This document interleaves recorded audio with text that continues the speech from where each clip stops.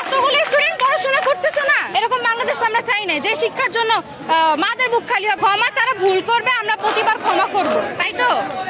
ক্ষমা তো আমাদের আগের প্রাইম মিনিস্টারও বলছে, তো আমরা কি শুনছি এগুলো কিছু? প্রাইম মিনিস্টারও আমরা দেখি, শিক্ষামন্ত্রীরাও তো দেখি।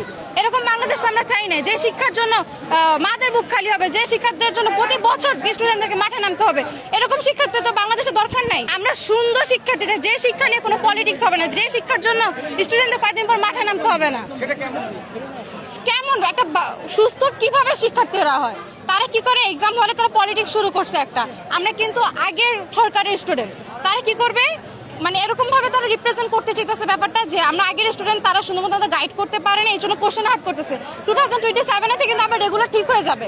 তারা এভাবে রিপ্রেজেন্ট করবে যে না আমরা আসার পরে পড়াশোনার ভালো হয়েছে, এভাবে তারা রিপ্রেজেন্ট করতে চাইতেছে। টেন্ডার মানে কোনো কোশ্চেন হচ্ছে না, বুয়েটের কোশ্চেন করতেছে, টেস্ট পেপারে নাই, কোথাও নাই, কোথায় করতেছে না কোশ্চেন।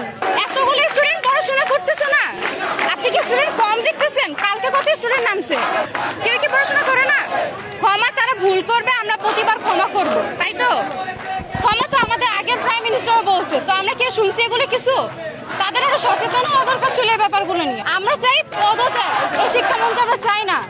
যে শিক্ষামন্ত্রী আমাদেরকে, তাদেরকে আমরা কিন্তু নিয়ে আসছি বাইরের কান্ট্রি থেকে, তারা আমাদেরকে ফার্মের মুরগি বলে।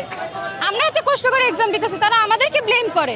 এখানে যারা তাদের ফল্ট, আমাদের কোনো ফল্ট নাই এখানে। তাদের ফল্টগুলো আমাদের উপরে চাপা দিয়েছে এবং লাঠি চার্জ করছে কালকে স্টুডেন্টদের উপরে।